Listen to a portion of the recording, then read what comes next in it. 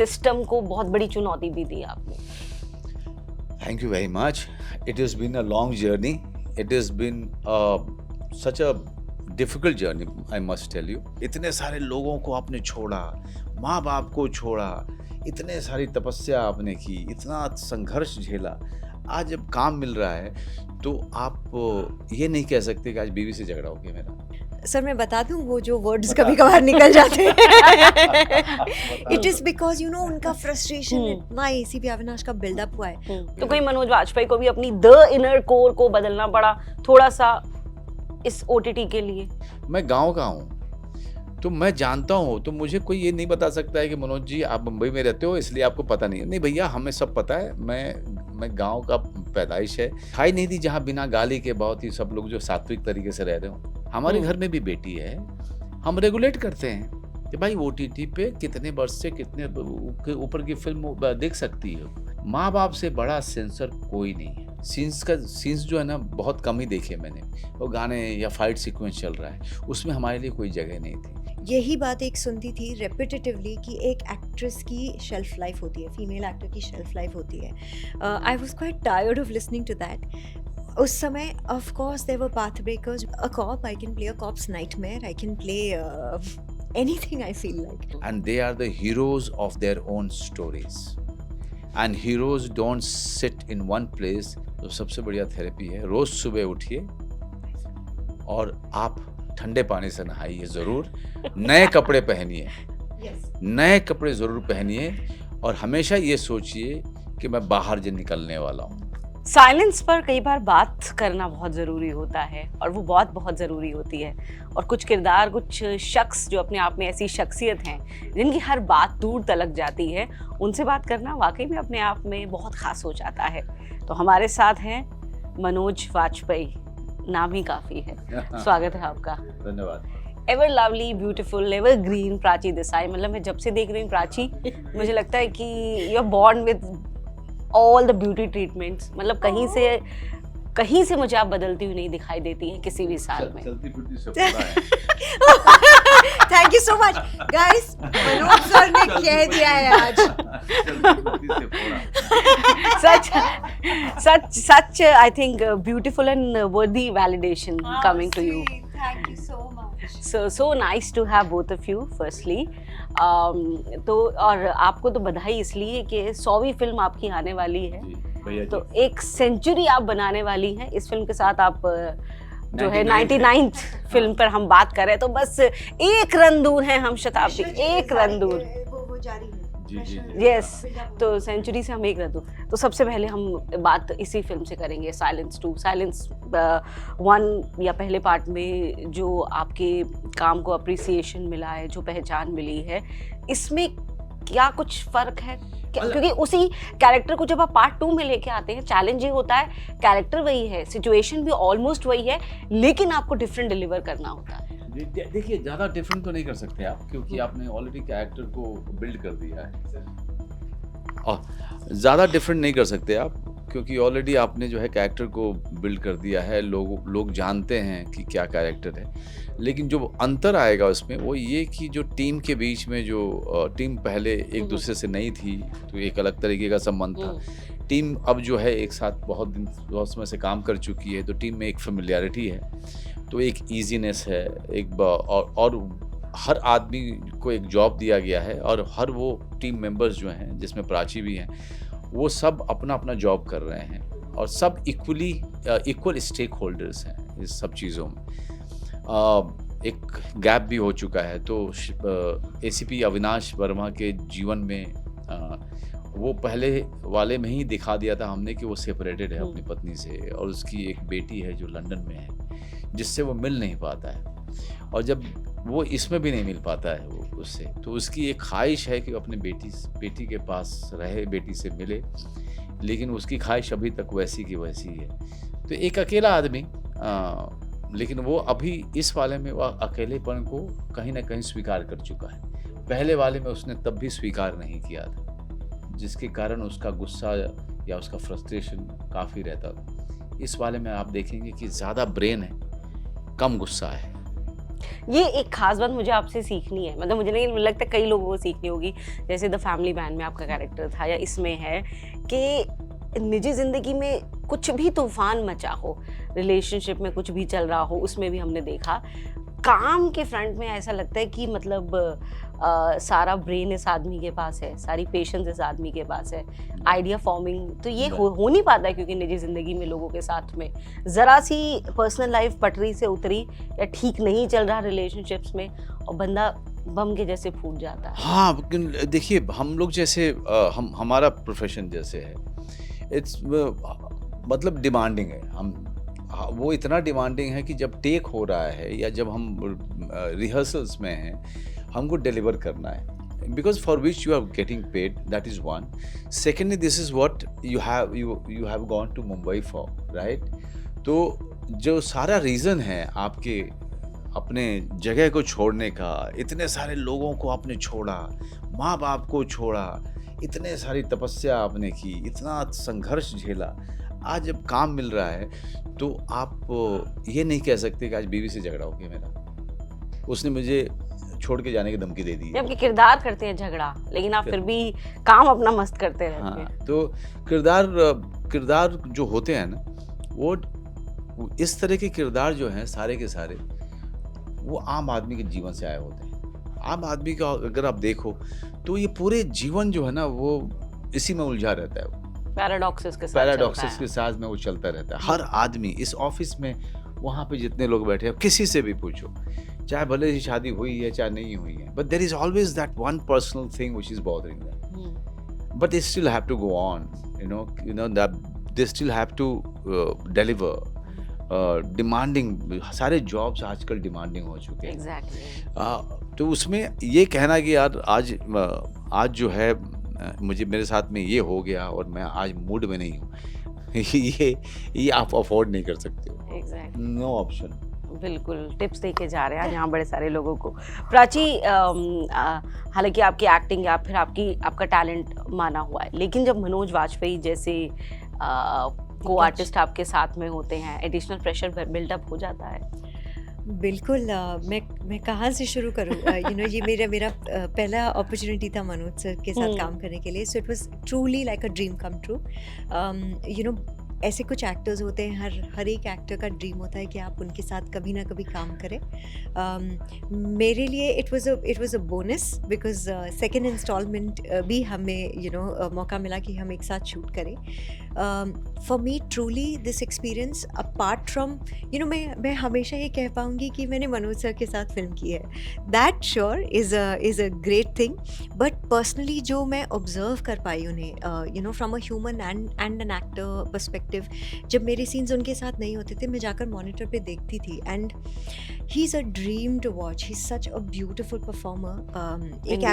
Yes, and मैं कई बार कहती हूँ कि चाहे आप किसी से भी जाकर सीखने की ये कोशिश करें, बट ऑन द जॉब आप ऑब्जर्व करके या देखकर जितना सीख पाते हैं वो अदर देन एक्सपीरियंस आपको कुछ नहीं सिखा पाता। So for me it was a learning, it was just great, it was a bonus this time.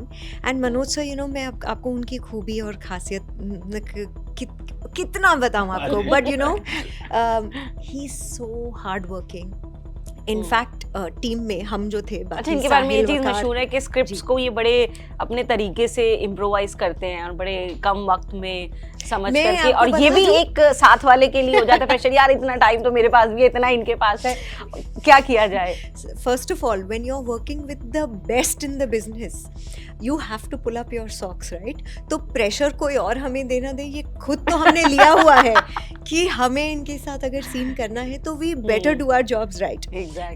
Secondly, yes, इनके बारे में ये सारी चीज़ें मैंने सुनी हुई है, and he is such an intuitive actor. आपको जैसे ही always talks about surprising himself, तो हर एक टेक में वो कोशिश करते हैं कि वो कुछ और अलग करे, क्योंकि लाइक ही सेज दोबारा वही करने का क्या मतलब है? ये जो एक चीज़ है, you have to be as intuitive around him, and इनके साथ I think the best part is आप ऐसे उनके को एक्टर होकर ना सीन में खड़े रहे कि अच्छा अब इनकी लाइन है अब मैं बोलूँ, नहीं, just watch him, let him do his magic. आपका रिस्पॉन्स या रिएक्शन ऑटोमेटिकली आएगा, and as far as improvisation goes, he is you know, वो जब स्क्रिप्ट ही चूज करते हैं, you know that he's going to choose the best, and then what he does in that, वो उसे और I think 10 notches ऊपर लेकर जाते हैं. Wherever he feels that input is invaluable, जैसे हमारी स्क्रिप्ट में because वो इन्वेस्टिगेटिव ड्रामा है, तो जितने भी डिटेल्स हैं वो डिटेल्स हम मिस नहीं कर सकते. ऑडियंस को हमें वो बताना ही है. बिकॉज ऑफ दैट, यस, हम आड़ा टेढ़ा इम्प्रोवाइजेशन तो नहीं कर पाते हैं, but you know there are times when as a cop, वो एसीपी अविनाश की तरह वो जब सोचते हैं, तो रीडिंग्स के टाइम पे ना उन्होंने ये सोचा हुआ नहीं है, बट वो ऑटोमेटिकली उनके मुंह से एक अलग तरह से निकल जाता है. और कभी कभार, सर मैं बता दूं, वो जो वर्ड्स कभी कभार निकल जाते हैं, it is because you know उनका फ्रस्ट्रेशन इतना एसीपी अविनाश का बिल्डअप हुआ है. उस तरह का improvisation which is so intricate, it's very beautiful. वैसे आपने कहा कि ओटीटी में जैसे अक्सर ये, मतलब ओटीटी को इस बात को लेकर गालियां पड़ती है कि उस पर गालियां बहुत हैं. मतलब ये कहा जाता है ये होना चाहिए, अभी उसे लेकर के सेल्फ रेगुलेटरी की बात की गई है, रूल्स एंड रेगुलेशन कड़े करने की बात की गई है. लेकिन आपने कहा कि भैया अगर किरदार फ्रस्ट्रेटेड होगा तो वो गालियां तो देगा ही. तो जितनी खूबसूरती से इन्होंने जस्टिफाई किया है ओटीटी वालों का. But let me tell you one thing, मुझे ये बड़ा ये पैराडॉक्सिकल है कि हम अपनी ज़िंदगी में ऑफिस जाते हुए, ऑफिस में काम करते हुए, हम दिन रात गालियां सुनते हैं. हम गाली, मतलब अगर आप ना भी दे रही हो तो आपके आसपास वाले सब दे रहे होते हैं, है ना. हाँ, बट जैसे ही फिल्मों में बात आती है, सोशल मीडिया बात आती है, तो सब के सब कहते हैं रेगुलेट करो, आदर्शवादी बातें. हाँ, सारी आदर्शवादी बातें शुरू हो जाती है. बिकॉज सॉफ्ट टारगेट है, तो आप जो है इस पे जो है अपना गुस्सा निकालते रहते हो. गालियां हर कोई देता है. आप अगर नहीं भी देते हो तो गली चलते हुए आपको गालियां ही सुनाई पड़ती. हम जब से बड़े होने शुरू हुए, मैं गांव का हूँ, तो मैं जानता हूँ. तो मुझे कोई ये नहीं बता सकता है कि मनोज जी आप मुंबई में रहते हो इसलिए आपको पता नहीं. नहीं भैया, हमें सब पता है. मैं गाँव का पैदाइश है, छोटे शहर में स्कूलिंग की है, पटना से लेकर दिल्ली से लेकर के और मुंबई तक सब जगह रहा हूँ, सब जगह घूमता रहा हूँ. मुझे कोई जगह तो दिखाई नहीं दी जहाँ बिना गाली के बहुत ही सब लोग जो सात्विक तरीके से रह रहे हों. ऐसा तो नहीं हुआ. यहाँ पे लोग धर्म में भी विश्वास करते हैं, भगवान में भी विश्वास करते हैं, लेकिन पढ़ाई भी करते हैं, काम भी करते हैं, गालियों पे भी विश्वास गालियाँ भी देते हैं. तो आप बनारस शहर चले जाओ, एक किसी नुक्कड़ पे बैठ करके बातचीत सुनो सिर्फ उनकी. अगर 50 लाइन जो है बात कर रहे हैं तो उसमें से 50 शब्द तो गालियां देते हैं. तो क्या सब लोग गलत हैं? क्या सब बकवास है? आप उनको रेगुलेट कैसे करोगे? जब उसको रेगुलेट नहीं कर पा रहे हो, तो जो समाज का आईना है सिनेमा, आप उसको रेगुलेट करना चाहते हो. तो ये बड़ा विरोधाभास है इन सब चीज़ों में. भाई, हम परिवार के साथ बैठ के कैसे देखें? अरे भाई साहब, आपके जानकारी के लिए वो ऊपर में लिखा हुआ है कि कितने उम्र से ऊपर लोग उस कंटेंट को देख सकते हैं. हमारे घर में भी बेटी है, हम रेगुलेट करते हैं कि भाई OTT पे कितने वर्ष से कितने ऊपर की फिल्म देख सकती है या कोई ये सीरीज देख सकती है. हम उसको, माँ बाप से बड़ा सेंसर कोई नहीं है. राइट. वो टीचर्स भी नहीं है. टीचर्स को तो बेवकूफ़ बना देते हैं बच्चे. माँ बाप से बड़ा सेंसर कोई नहीं है. आप अपनी जिम्मेदारी हटाना चाहते हो, ये अलग बात है कि भाई अब मैं अपनी जिम्मेदारी नहीं निभाना चाहता हूँ. आप सब कुछ जो है ना 7 साल 5 साल के ऊपर वाले करो, तो ये अलग बात है. ये इस तरह के सेंसरिंग और रेगुलेशन के मैं हमेशा खिलाफ रहा हूँ और मैं रहूँगा. इस पे रेगुलेशन आ भी जाएगा तब भी मैं इसके खिलाफ बोलता रहूँगा, क्योंकि आप सिनेमा को अपना टारगेट नहीं कर सकते. समाज में गालियाँ लोग देते हैं. हम कोई ऐसा छुट्टा सांड थोड़ी हैं कि हम एक्शन शुरू होता है और हम गालियाँ देना शुरू कर देते हैं. Everything is thought about. Every abuse that is used or improvised is thought about. Sometimes it's rejected. But OTT has taken liberty a bit more than required. You think it will? कहीं से can you regulate YouTube? You cannot. OTT is also digital, as any other what do you call social media platform is, right? So उस social media platform को आप नहीं करोगे. तो कोई मनोज वाजपेयी को भी अपनी द इनर कोर को बदलना पड़ा थोड़ा सा इस OTT के लिए. नहीं, मुझे OTT के लिए, देखिए, कैमरा सब में इन्वॉल्व होता है. अब देखिए, जैसे पहले हम लोग सैटेलाइट पे हमारे इंटरव्यू जाते थे, अभी आपसे बात कर रहा हूँ तो आपने यहाँ एक कैमरा जरूर लगाया आपने, फिर आप शूटिंग कहीं भी कर रहे हो, लेकिन एक कैमरा तो इन्वॉल्व है ना. As long as camera is there, the dynamics of the performance are going to be the same. The same. The only thing that it allows is the freedom of the imagination flight. Because हमको theatre में जब film लेके जाते हैं तो हमको बहुत सारी चीज़ों को सोचना पड़ता है, because it has to go through the senses, Yes. right? And also we can't take too many chances with our imagination, because there is we have to call the audience inside the theater. But here on OTT platform, we let our imagination go wild, and that is why you get some cult content on OTT, right? Family man नहीं बनेगी, कभी नहीं बनेगी. अगर आप regulate करोगे तो कभी नहीं बनेगी, never. There are many things that we've done in 2 seasons that we cannot do. We can't live if you don't let your imagination go wild. If you are fearing the regulation all the time. Absolutely. Manoj ji, आप उस एक unconventional heroes वाली league से आते हैं, क्योंकि एक बहुत ही प्री सेट स्टीरियोटाइप डेफिनेशन दे दी गई थी इंडियन सिनेमा को कि भाई हीरो ऐसा ही लगेगा, हीरो ऐसा आएगा, ये वो. लेकिन आज जब हम ये बात करते हैं कि 100 फिल्में ये शख्स कंप्लीट करने जा रहे हैं और एक से बढ़कर एक फिल्में, हर फिल्म के साथ एक आप टेक होम एंटरटेनमेंट जरूर लेकर के जा रहे हैं, हाउ डज इट फील? और ये भी लगता है कि कहीं ना कहीं एक प्रीसेट सिस्टम को बहुत बड़ी चुनौती भी दी आपने. Thank you very much. It has been a long journey. It has been such a difficult journey, I must tell you. How it all panned out, it looks quite miraculous when I look back. How we survived, how we are still going on, how we are still relevant and we are working, is nothing, less than a miracle for me. I come from a village, अब 18 साल की उम्र में अपना गांव छोड़ते हैं, अब दिल्ली में थिएटर करते हैं, फिर मुंबई जाते हैं. एंड मुंबई उस समय जाते हैं जब कमर्शियल फिल्मों का बोलबाला था. हर शूटिंग पे मैं हर स्टूडियो में जहाँ जाता था वहाँ जो शूटिंग चल रही होती थी वो गाने की ही शूटिंग चल रही होती थी. सीन्स जो है ना बहुत कम ही देखे मैंने, वो गाने या फाइट सीक्वेंस चल रहा है, उसमें हमारे लिए कोई जगह नहीं थी. From that time to 99th film with Silence 2 and 100 with Bhaiya Ji next, it's a miracle, nothing short of a miracle. I think it's because God was always with me. He was blessing me all this while, testing me at the same time, also giving me strength to keep moving on. And with the OTT, now things have become far more better. It's democratized the whole industry. उस किले को ढहाने का काम किया कहीं ना कहीं OTT ने. वो जो किला था परसेप्शंस का, नोशंस का, उसे ढहाने का काम बहुत ढहा है. तभी आप मनोज बाजपेयी को काम करता हुआ देख पाती है. एक के मेनन भी काम कर रहा है, नवाजुद्दीन काम कर रहा है, नाम है. so many actresses, Konkana, Tilottama, Rasika, and all of these, so many people are working. They have a lifestyle.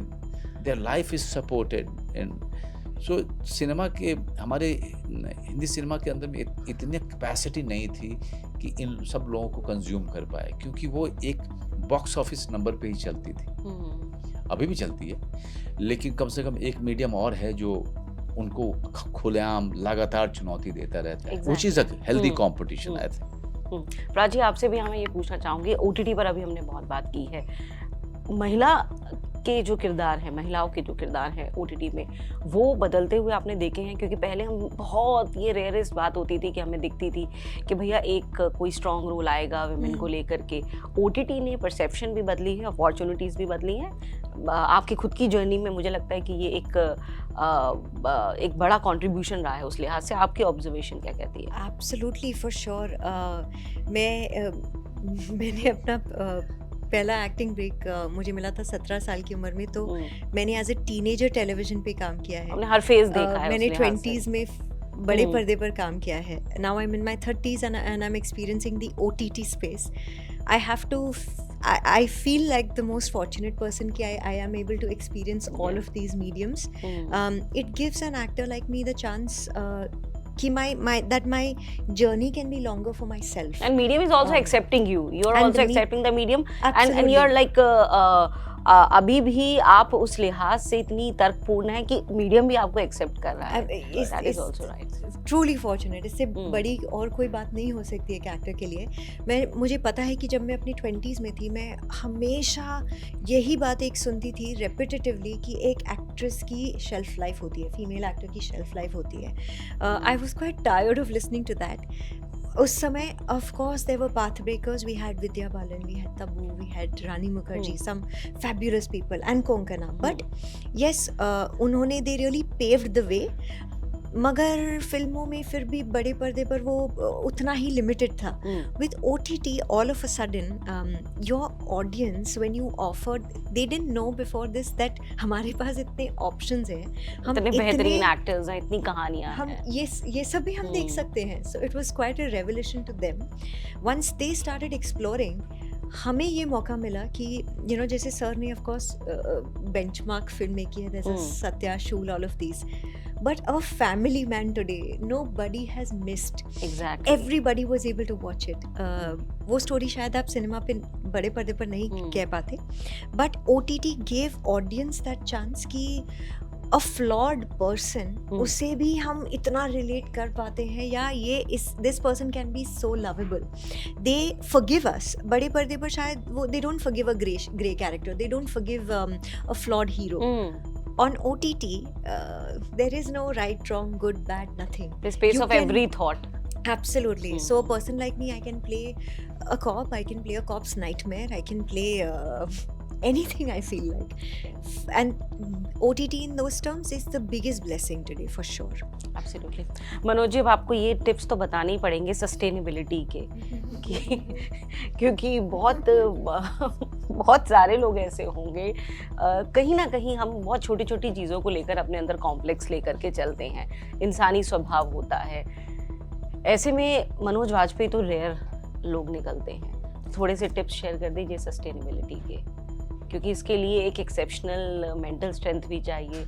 अंदर भी आपने लगातार खुद को इवॉल्व किया है, being an actor, as a person. तो हाँ, मैं आपके ज़रिए ही बात करूँगा और अपनी ज़िंदगी से बात करूँगा. देखिए, आपको जीवन मिलता है और उसके बाद एक पड़ाव के बाद एक मृत्यु है. इसको आप स्किप नहीं कर सकते. ना जीवन को आप स्किप कर सकते हो, जन्म लेने को, ना मृत्यु को. इसके बीच की जर्नी है. सो इस बीच की जर्नी को आपको भगवान ने कहा है कि आपको पूरा करना है. आप उसको कैसे पूरा करें? या तो आप दिन भर सीलिंग को देखते हुए अपने ऊपर तरस खाते हुए जी, या फिर उस बिस्तर से उठ करके मैं चलना शुरू कर दूं. इस तरह से जिए. देखिए, ऑप्शन तो दो ही भगवान ने दिया है कि या तो एक जगह पे बैठ जाओ और शून्य में देखते रहो और आप अपने ऊपर तरस खाओ कि भगवान मेरे साथ अन्याय हो गया, या फिर मैं ये 2 दिन करके तीसरे दिन मैं उठ जाऊं और वापस चलना शुरू कर दूं, क्योंकि ये चलने का काम भगवान ने मुझे दिया है और उसने मुझे ऑप्शन दिया है कि मैं जीवन को कैसे काटूं या अपनी जर्नी को कैसे करूं. तो मेरे ख्याल से हर आदमी जो यहाँ पे सुन रहा है, देख रहा है, वो चाहेगा कि वो चलता हुआ अपनी जर्नी को पूरा करे, ना कि छत को देखते हुए. अपने ऊपर तरस खाने की ज़रूरत नहीं है, क्योंकि यहाँ पे हर इंसान जो आया है इस धरती पे, वो ऊपर वाले का एक बड़ा स्पेशल बच्चा है, बहुत ही स्पेशल चाइल्ड है, वेरी स्पेशल चाइल्ड, और उसको एक रोल मिला हुआ है करने के लिए. The moment you believe in that, your life starts becoming beautiful. Very right. Okay. I really think that God has sent me to do a special thing because I am His special child, and that is why I am sent on this earth, right? So I have to keep listening to that voice that is called instinct and keep following it. Exactly. And keep making ourselves beautiful all the time, because He loves us. He loves us, so there is no reason that I don't love myself. Right? Absolutely. So everyone who's listening, they should understand that they are God's special children, and they are the heroes of their own stories. And heroes don't sit in one place and stare at the ceiling. Heroes do action. And they write their own screenplays. Yes. Yes, and we can see that positivity radiating in Prachi, me and all the people around rather. And I was about to say है और भी जमाने में सुखनवर बहुत अच्छे कहते हैं वाजपेयी साहब का है अंदाज भाई और सो लवली मनोज जी, मतलब ऐसा लगता है आपसे तो खैर एंडलेस बातों का सिलसिला चलता रहे, लेकिन वक्त और बड़े सारे लोग ऐसे इशारेबाजी कर रहे हैं कि आपको आगे भी कई जगह पर जाना है। तो बहुत बहुत शुक्रिया इस बातचीत के लिए। साइलेंस 2 के आगे भी बातचीत हमेशा जारी रहे, संवाद चलता रहे, अदाकारी चलता रहे और सफलता का ये सिलसिला चलता रहे। 100वीं फिल्म के लिए आपको अग्रिम शुभकामनाएं। बहुत बहुत धन्यवाद। 100वीं फिल्म भैया जी आने वाली है। भैया जी आने वाली है, जिसके लिए आज तक के इस इमारत में वापस से आऊँगा मैं। और जाते जाते सिर्फ इतना कहूँगा, अगर आप डिप्रेशन से गुजर रहे हैं तो उसका सबसे बढ़िया थेरेपी पता है आपको क्या है? उसकी सबसे बढ़िया थेरेपी, मुझे तो अब लगता है आपकी वीडियोस देख ले। नहीं, सच में कह रहा हूँ, जो अगर आप बुरे समय से गुजर रहे हैं और बहुत ही उदास रहते हैं, तो सबसे बढ़िया थेरेपी है रोज सुबह उठिए और आप ठंडे पानी से नहाइए ज़रूर, नए कपड़े पहनिए, नए कपड़े ज़रूर पहनिए और हमेशा ये सोचिए कि मैं बाहर जो निकलने वाला हूँ, वैसा तैयार होके बैठिए, परफ्यूम लगा के। कपड़े नहीं पहने जब हम काम नहीं होता था ना संघर्ष के दिनों में, तो कभी कभी हम भी डिप्रेशन के शिकार होते थे, लेकिन मैंने उसका तरीका ढूंढा था कि मैं रोज नहाऊंगा अच्छे से और अच्छे कपड़े, साफ सुथरे कपड़े पहनूंगा, ज़्यादातर वाइट पहनता था और परफ्यूम लगा करके, और फिर मैं टीवी के सामने बैठ जाता था। So you have to make yourself feel good. Feel about good. yourself. Yeah, That's the about thing. yourself all the time. All the चलिए, time. अब नए कपड़े इन्होंने कह दिया तो मेरे घर में शॉपिंग को लेके कोई शिकायत नहीं होने वाली है। ये एक वैलिडेशन मिल गया मुझे। Thank you so much. Thank you. Thank you so Lovely much. talking. Same here Prachi. Thank you.